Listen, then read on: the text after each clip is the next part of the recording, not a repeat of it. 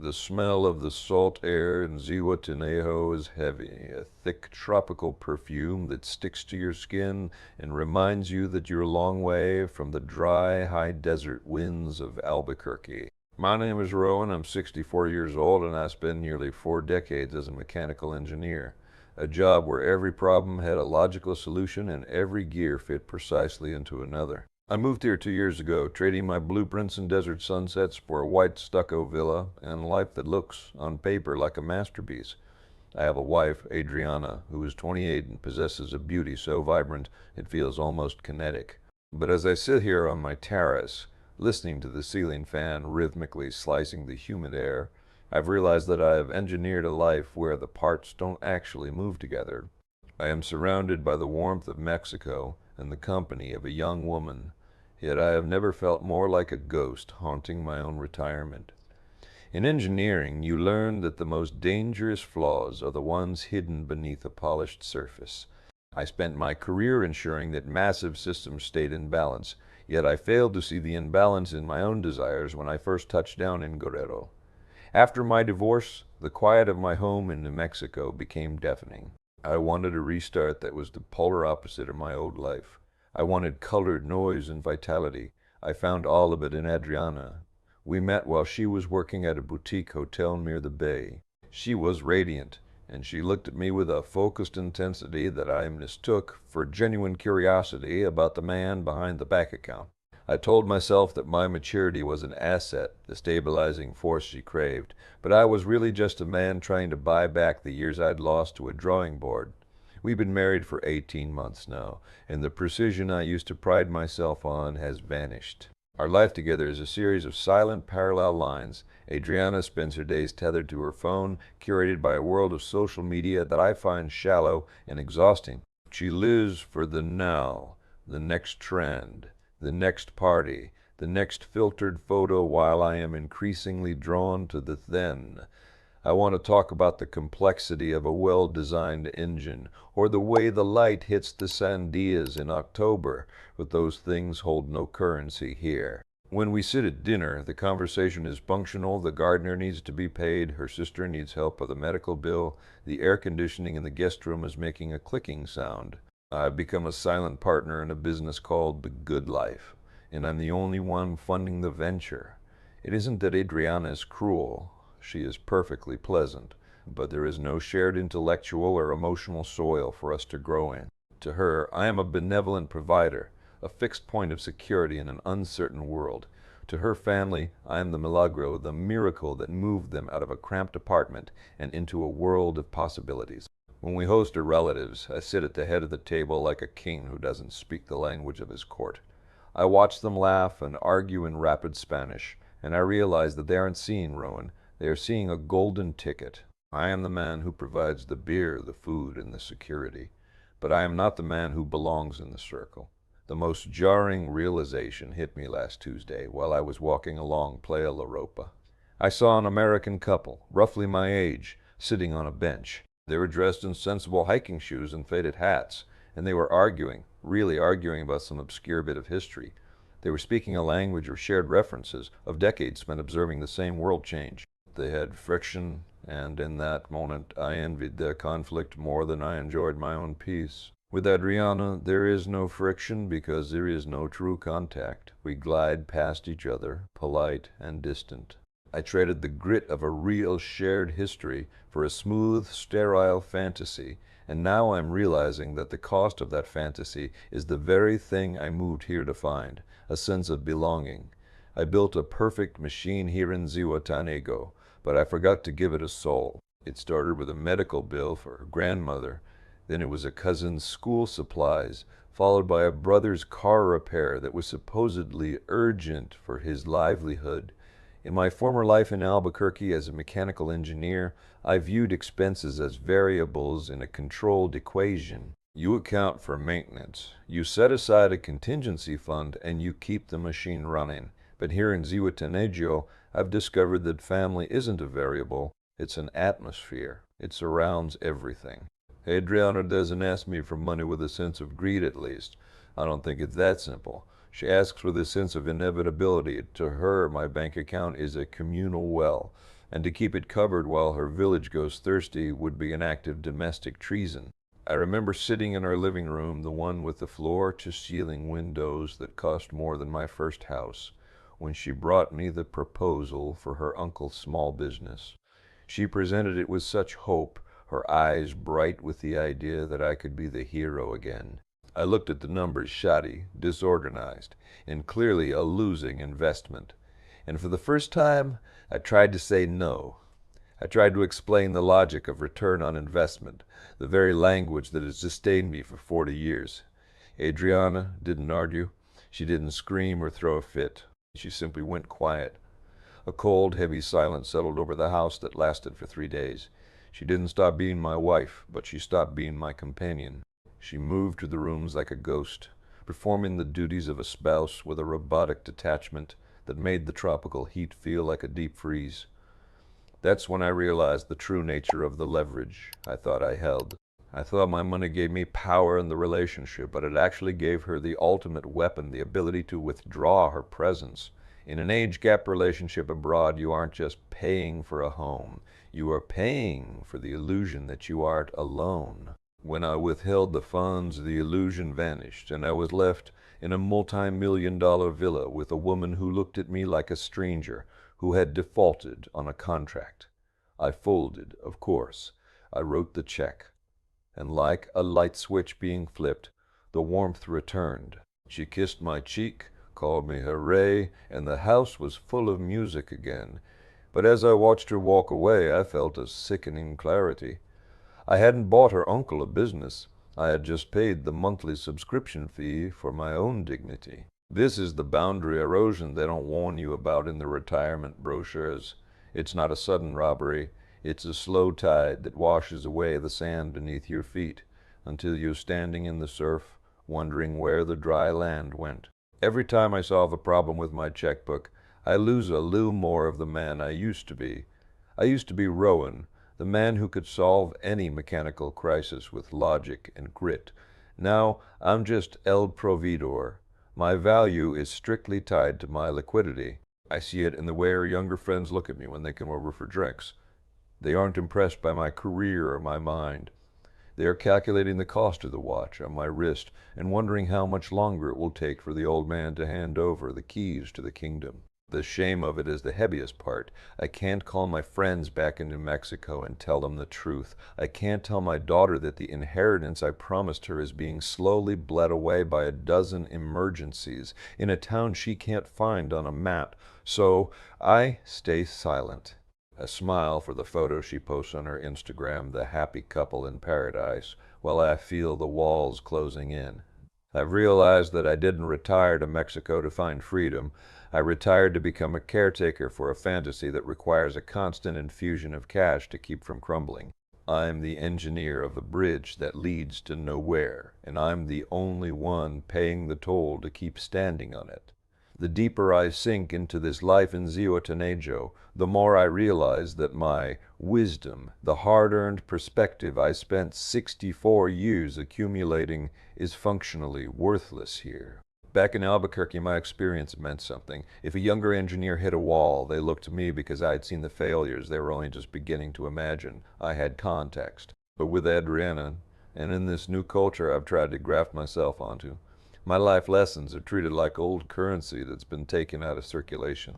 There is no exchange rate for the things I know. I try to talk to her about patience, about the importance of building something slowly so it lasts, but she looks at me with a polite, vacant smile that says, I am just a man talking about a world that no longer exists. The cultural misalignment isn't about the big things like holidays or food. It's in the microscopic interactions of daily life. It's the way time is perceived. To me, being on time is a sign of respect and structural integrity. To Adriana and her circle, time is a fluid, suggestion-based concept that bends to the whim of the moment. When I try to explain why this bothers me, I don't sound like a man of principle. I sound like a cranky old foreigner who doesn't know how to relax. My standards of logic and order are viewed as American rigidity, a set of self-imposed chains that I refuse to take off. I am constantly told to tranquilo, a word that has become the most frustrating sound in the Spanish language to my ears. It is the polite way of telling me that my concerns don't matter and that my way of thinking is an obstacle to the fun I'm supposed to be having. I've started to notice a shift in how Adriana handles our social life. She has stopped trying to bridge the gap between me and her world. When her friends come over, vibrant, loud people in their late 20s are dressing clothes that cost more than my first car, I am treated like a piece of high-end furniture. I'm the venerable host who sits in the corner, provides the imported tequila, and is occasionally asked a superficial question about my interesting past. They talk around me, their slang and rapid-fire jokes moving at a frequency I can't tune into. I sit there, a mechanical engineer who once oversaw multi-million-dollar infrastructure projects, and I realize I have less social standing in my own living room than the guy who comes to clean the pool. I am the old man in a world that worships the new. There's a specific kind of loneliness that comes from being the most important person in a room while being the least understood. I watch Adriana laugh with a man her age, a guy who probably doesn't have $1,000 to his name, but shares every cultural touchstone, every song, and every unspoken rule of her generation. They share a shorthand that I can never learn, no matter how many language apps I download. I see the way her eyes light up when they discuss a local musician or a meme on TikTok, a spark that I haven't seen directed at me in months. It's the realization that she isn't finding herself with me, she is resting with me. I am her harbor, but they are the sea she actually wants to sail. I am the security she needed to finally stop worrying, but the cost of that security for her was the very passion she now seeks elsewhere in the shadows of our social life. I find myself retreating to my office more and more, looking at old photos of New Mexico, trying to remember what it felt like to be relevant. I realized recently that I didn't move here to be part of a new culture. I moved here to be a spectator of one. I am watching a movie I didn't audition for, and I'm paying for the front row seat. My wisdom about life, about love, and about what matters in the end is just noise to them. To Adriana, I am a finished book, one she has already read the ending of. I am the man who provides the house, the man who gets older, and the man who will eventually leave it all to her. The realization that my entire presence is seen as a countdown clock is a weight that no amount of tropical sunshine can lift. In my career as an engineer, I was the one who controlled the variables. I understood leverage. I knew how to use a small amount of force to move a massive weight. When I married Adriana, I walked in with the arrogant assumption that my wealth was my leverage. I thought that as long as I held the deed to the villa and the keys to the accounts, I was the one in the driver's seat. But I'm starting to see that I've been looking at the blueprint upside down. In this house, the real power isn't in the one who pays the bills, it's in the one who has the least to lose. Adriana is 28. She has her whole life ahead of her, a vast expanse of time and opportunity. I am 64, and my world is shrinking. My leverage was an illusion, a temporary trick of the light. The fear of losing my independence has become a low-grade hum in the background of everything I do.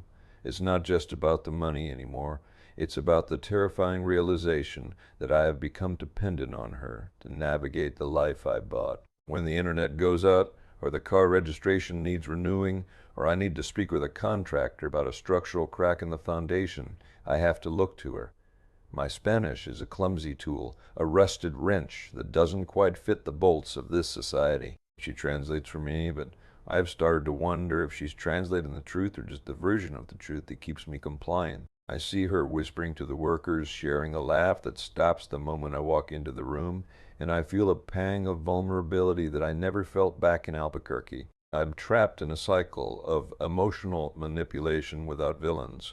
It would be easier if she were a monster, if she were cruel or obvious in her tactics. But she's not. She is gentle. She asks for things with a soft touch, making it feel like we are investing in our future. But whose future is it really? Every time I agree to another emergency loan for her brother or a new renovation for her parents' home, I am essentially paying for my own continued care. I am buying her patience. I am buying her presence. I've realized that I am not her husband in the way I understood the word. I am a long-term project. She is managing my decline, ensuring that I stay comfortable enough not to leave, but dependent enough not to lead. The loss of my autonomy happened so slowly, I didn't even notice it until the door was already locked. I used to be a man who made decisions based on data and logic. Now my decisions are based on the fear of the cold shoulder, that silent, suffocating atmosphere that Adriana uses to remind me of my place. I find myself checking her mood before I express an opinion. I find myself apologizing for things I didn't do, just to keep the peace. It's a specialized kind of shame, realizing that a man who once managed teams of experts is now afraid to upset a 28-year-old woman because she is his only link to the world outside his front door. I look at my reflection in the mirror, and I don't see the engineer anymore. I see a man who is being slowly dismantled piece by piece, like an old machine being sold for scrap. I thought I was the one who had the leverage because I had the success, but Adriana has the most powerful tool of all. She has my time. She knows that at 64 I don't have another 20 years to start over.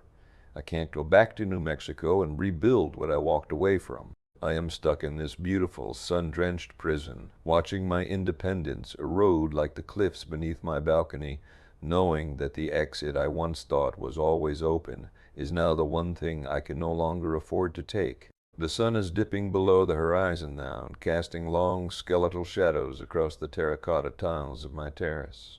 It's the hour when Zihuatanejo is at its most beautiful, but for me, it's the hour when the weight of what I've done feels the heaviest. I used to think that wisdom was something you earned, like a degree, a set of facts you could apply to avoid making mistakes. But standing here at 64, I've realized that real wisdom is often just the name we give to the scars we get from realizing the truth too late. I am moved here seeking a second act, a way to engineer a life that bypassed the loneliness and the decay of the first one. But all I've done is build a more expensive version of the same void. I look at Adriana, who is inside now, her face illuminated by the blue light of her phone, and I feel a profound, quiet grief. Not for the money I've spent, or the inheritance I've drained, but for the man I thought I was when I arrived. I thought I was a man of substance who could offer a young woman the world, but I was really just a man who was afraid of being forgotten. I traded my authentic history for a temporary seat at a table where I don't belong. I see now that an age gap relationship in a foreign land isn't a bridge between two worlds. It's a transaction where the currency is your very sense of self. I am the exit that costs everything, the man who stayed too long in a fantasy and now lacks the strength to walk back into the reality that actually knew his name. To those of you watching this, perhaps from a desk in a city where the winter is just starting to bite, I know the allure of the restart. I know the siren song of the sun, the cheap luxury, and the gaze of someone who makes you feel like the years haven't actually passed. But you have to ask yourself what you're willing to trade for that feeling. Are you willing to trade the friction of a partner who actually knows you for the smoothness of a stranger who only needs you? Are you willing to become a ghost in your own home just to avoid being a ghost in your own country? Because the cost of avoiding the discomfort of aging is often the loss of the only things that make aging bearable: dignity, shared history, and the truth. I've realized that the retirement fantasy is the ultimate mechanical failure. It's a machine designed to run without friction, but without friction, there is no traction. Without traction, you aren't moving forward. You're just spinning your wheels in the sand until the engine burns out. I have the house, I have the view, and I have the beautiful wife, but I have lost the ability to be heard. I am the most successful man I know, according to the photos, and the most invisible man I've ever met, according to my heart. My wisdom is a library in a language nobody here cares to speak, and the doors are locking one by one as the sun goes down. I'll go inside in a moment. I'll sit at the table, I'll smile at the stories about her family's latest drama, and I'll probably write another check before the month is out. I'll play the role of the Ray, because the alternative, the silence, the shame, the realization that I am truly alone is too much to bear at this stage of the game. If you're looking for a lesson from a mechanical engineer who thought he could outsmart the seasons of life, it's this: don't move to paradise to find yourself. You'll only find the person you were trying to leave behind, and in a place like this, that person is very, very expensive to keep company.